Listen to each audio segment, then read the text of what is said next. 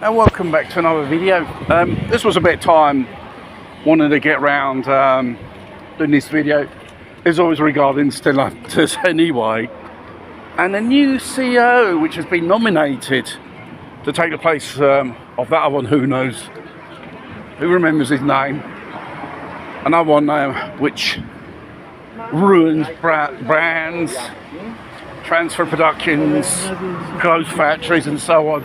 These managers are just paid a hell of a lot of money just to do that, not to produce new cars, a new production strategy for the corporation. No, absolutely ridiculous. Well, this geezer's name is called Antonio Filosa. Okay, he's an Italian. He's originally from Napoli, and he's has a degree in engineering. It's just something anyway.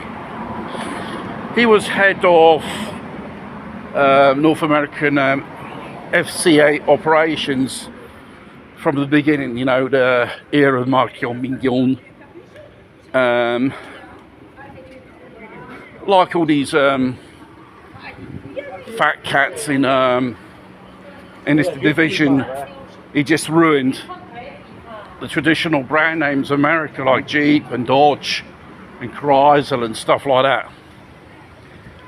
And obviously they're making these cars here in Italy. Well, can you imagine having a Fiat engine underneath it? Not anymore. You've got a Pertec engine underneath the hood now. And things are not looking good for Stellantis. Out of the frying pan into the fire. Growing pains of this company doesn't seem to get their act together, and so on. Quote, he has a passion and tradition for his company, and he's got Stellantis running through his veins. Or did you smoke something or took something you shouldn't have done? More likely. And he will be taking over the shit what his predecessor left behind, a disaster. Regarding electric cars, which received government money, an absolute disaster, and afterwards putting workers in cassa integrazione and crying they never made a profit. Excuse me, when someone does a big cock up like this, they should get the boot in the arse, because they done a damage to the company. And they never done company interest, because then, you know, these CEOs have got a strange way of managing things to destroy brands and transferring the productions overseas, where obviously labour's a lot more cheaper. Well, that's from his predecessor, with the era of the engines of the Pertec, which substitute the 40-year-old Fiat engine technology, which is called Fire, which has been phased out of all Fiat cars. And the fact is, some of this productions are transferred over into America and Brazil. Probably the fact is going to start production of the Fiat Grande Panda in Brazil. Mark my words, they won't mount that crappy engine underneath it.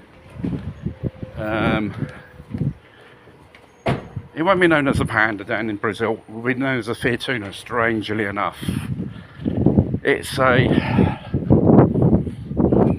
marketing reason, because probably the first Fiat Uno, which came out 30 years ago, I took it down there and I probably developed it and evolved it into something more better product. So no Stellantis engines. For that, that's at least it's good news. And like I said, I mentioned in the video, if you want to produce a car there, everything has to be made locally or maximally nationally. So therefore, hence, they transferred all the machinery and the production of this engine of the Fire, which has been 40 years in production, efficient, reliable, and a great fuel economy as well. Doesn't use a lot of fuel, believe it or not. Obviously, there's been evolutions of the engine Fire, various CCs, and even the diesel version of Multijet, which had powered many Fiat cars throughout the 90s, late into the early 20s of the century. So, seeing this company is in turmoil and one day is going to just fail, because grouping up so many brands together thinking you can save the day is just, how do you say, buy more time. And buy more time, one day will finish, and then we'll have to face reality. And the thing is, it'll be at the expense of the workers, the employees who work for these companies, for these brands, very known, loved, known brands. Another thing I forgot to mention, round off, looks like Lancia Maserati is going to get the chop. Lancia, for its quality and design of vehicles, semi-luxuries, and then moved into the hot hatchbacks in the 80s. Alta Bianchi Y10, which was the first cars fitted, the first engines of the Fire produced by Fiat in the late 1980s, and so on, until the last Y, which was produced real Fiat in Poland, based on the platform of the Panda, which they used to produce from 2003 until 2011, which was replaced with a more modern design, but still was Panda, better engines, better performance. And now the Lancia Y has been replaced by some Frankenstein Peugeotized car, 3-cylinder PureTech 1.2 engine. You can even get it with a turbo, believe it or not.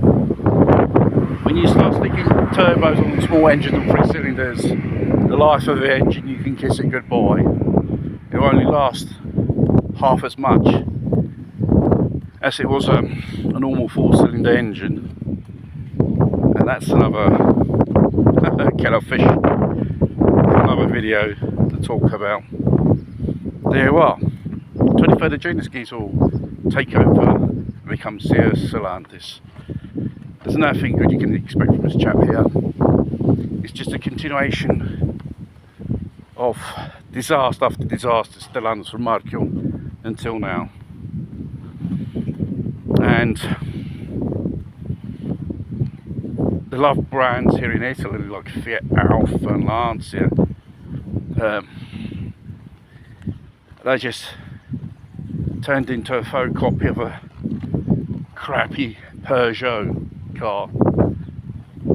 Even if I've got nothing against it, but adopting a standard, a Peugeot engine.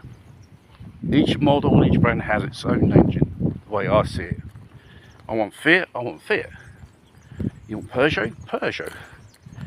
If you want an Opel, it must be an Opel engine. No, they phased it all out and they replaced it with this crappy Peugeotized 3-cylinder engine. as we all know, Pertec notoriously unreliable and very expensive repair. Even if the Stellantis said we can give you 10 years of guarantee, I wouldn't buy a car with that engine in it. Wouldn't even touch it with a 10-foot arch pole. God's sake.